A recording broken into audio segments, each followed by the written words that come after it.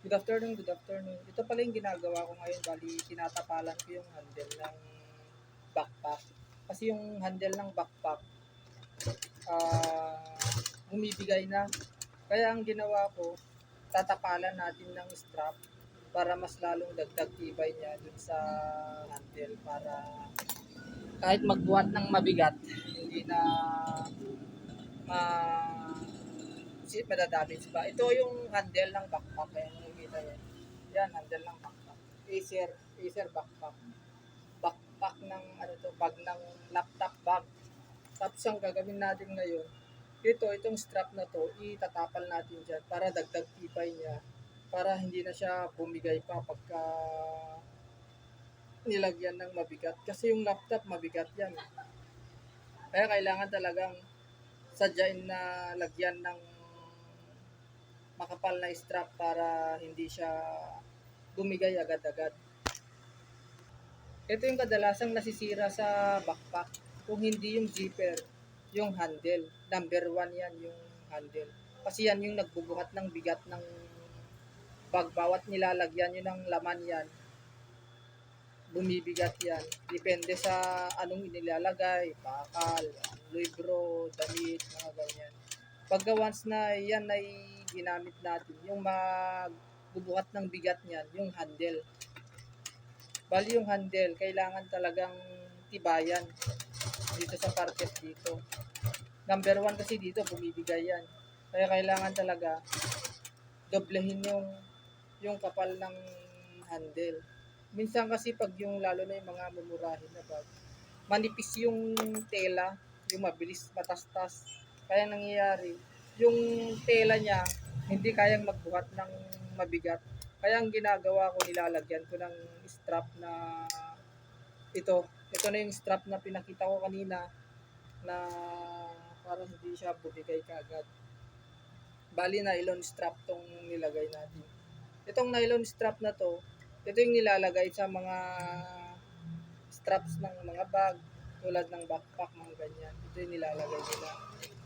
Yan ang nilalagay dun sa strap niya. Bali, tinapal na lang natin dito sa handle para dagdag tibay niya na lang. Meron din nagpapagawa sa akin na bagong bili ng bag, pinapatapal na yung handle niya. Pinapa-double stitch, saka pinapatapal. Ang ginagawa, pinapa-double stitch lalo na yung mga bagong bag na nabili sa online. Yung online kasi hindi ka makakasigurado dyan. Marami kasi akong customer na ang item nila nabili rin nila sa Shopee o kaya basta sa online store. Pag sa online store kasi hindi maiwasan talaga yan. Lalo na maganda sa picture. Pagdating sa'yo, hindi mo maiwasan na may damage na hindi pa nagagamit, sira na yung zipper, sira na yung handle, o may natanggal na, na tahi. Ang pinapagawa na lang, pinapatahi nila. Ayan, ito na yung pinapakita ko sa video ngayon, yung kung paano ko tinatahi itong handle. Bali, ano to, makapal. Kumakapal na siya kapag tinatahi na. Kaya pinag-iingatan ko magtahi ng ganito, lalo na pagka makapal. Kasi minsan, bigla na lang, nagugulat na lang ako, nababalian na pala ako ng needle sa kapal ng ilalagay ko. Kaya alalay lang ang ginagawa ko. Lalo na pag sa pagtatahi lang, pagkatapal. Ngayon, natapos na natin tong bag na to. Bali, Acer bag, backpack na laptop bag. Bali, ang ginawa natin ngayon, itong strap niya natapalan dito sa handle nito. Bali, kaya nang magbuhat ng mabibigat at saka kahit anong ilagay na pwede nang ilagay. Kasi napalitan na rin to ng zipper, galing din sa atin to, pinagkatiwala sa atin yun.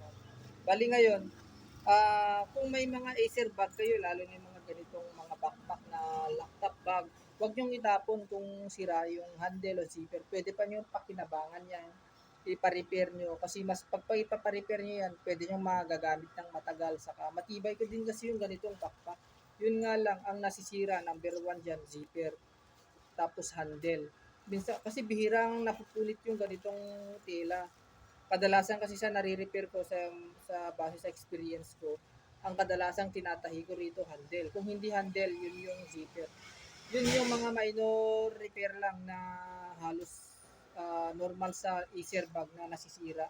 Pero sa kabuuhan, matibay talaga tong Acer bag. Kaya wala akong masasabi sa Acer bag. Freebies ng laptop bag. Kaya kung meron kayong laptop bag, pa-repair nyo na lang kaysa sa itapon nyo. Kaya sa mga gusto magpa-repair, message nyo na lang po ako sa aking Facebook page. Send nyo sa akin yung picture. Ang inayos ko bag, sapatos, luggage, boots, sombrero at saka leather jacket. Hanggang dito na lang po and salamat and God bless sa inyong lahat. Thank you.